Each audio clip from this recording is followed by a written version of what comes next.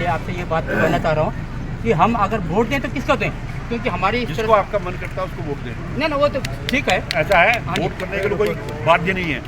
हाँ, आपका दिल करता है उसे वोट दीजिएगा, बिल्कुल। लेकिन वोट सर हमने आपको भी दी थी। आपने वीडियो में सुना कि एक सैनिक मंत्री गणेश जोशी से कह रहा है कि हम वोट दें तो किसको दें।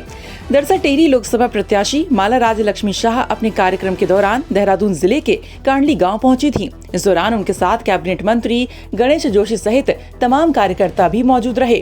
कार्यक्रम के बाद ग्रामीणों ने मंत्री जी और नेताओं की गाड़ियों को रोक लिया और घेर कर कहने लगे कि हम वोट दें तो किसको दें। मंत्री जी कहते हैं कि आप जिसे चाहे वोट कर सकते हैं, इसके लिए हम आपको बाध्य नहीं कर सकते। वहीं बातचीत में army retired captain Chandan Singh Bisht ने बताया कि वह गांव के नागरिक हैं और अपनी समस्याओं को लेकर पूर्व सैनिकों के साथ कार्यक्रम में पहुंचे थे। उन्होंने आगे कहा कि हमने हमेशा बीजेपी को सपोर्ट किया। देश को आजाद हुए 76 साल हो चुके हैं, लेकिन बिलासपुर कांडली गांव में पेयजल संस्थान की एक भी योजना नहीं है, जो कि दुर्भाग्य की बात है। उन्होंने बताया कि वे अपनी समस्या को लेकर मंत्री जी के पास बहुत बार गए, लेकिन किसी ने भी उनकी बात नहीं सुनी। गाँव वासी मूलभूत सुविधा से वंचित हैं, इसके चलते ग्रामीणों में गुस्सा है। के लिए आपसे ये बात कहना चाह रहा हूँ कि हम अगर वोट दें तो किसको दें, क्योंकि हमारी जिसको आपका मन करता है उसको वोट दें। नहीं वो तो ठीक है, ऐसा है, वोट करने के लिए कोई बाध्य नहीं है। हाँ, आपका दिल करता है उसे वोट दीजिएगा, बिल्कुल। लेकिन वोट सर हमने आपको भी दी थी।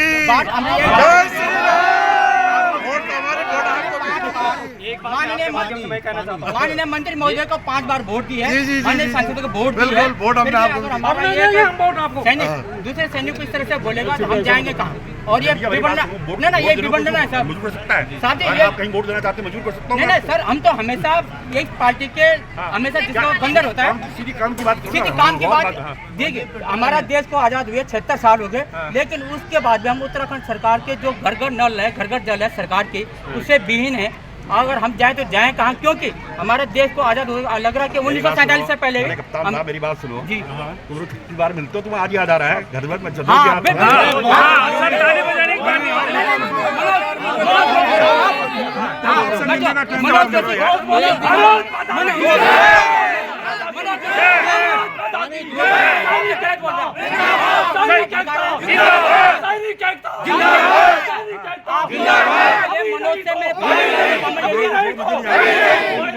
लेकिन मेरी मुझे नहीं जानते, मेरे से हरेक आदमी आके मिलता है, गरीब से गरीब आदमी कोई एक से बैठ और मिलने के लिए नहीं दे रहा। ऐसा वैसा नहीं है, सुविधा हमने आपसे समझा किया, लेकिन हमसे बोला नहीं, ये गलत है। सब क्या सब ये बात को उतरे जा रहा है, ऐसा नहीं है। सब एक पुलिया वालों को भी तो मीटिंग करवाई ना, 19 को मंजूर कर दी, वो हमको नहीं सुनो,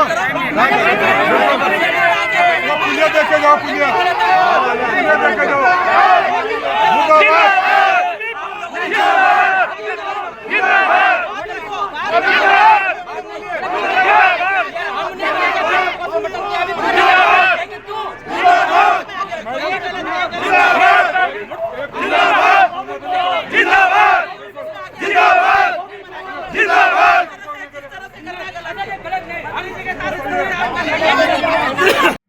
वहीं काफी कहासुनी के बाद गुस्साए ग्रामीणों ने प्रत्याशी के काफिले को वहां से निकलने दिया। ग्रामीण महिलाओं में भी विकास न होने का आक्रोश नजर आया।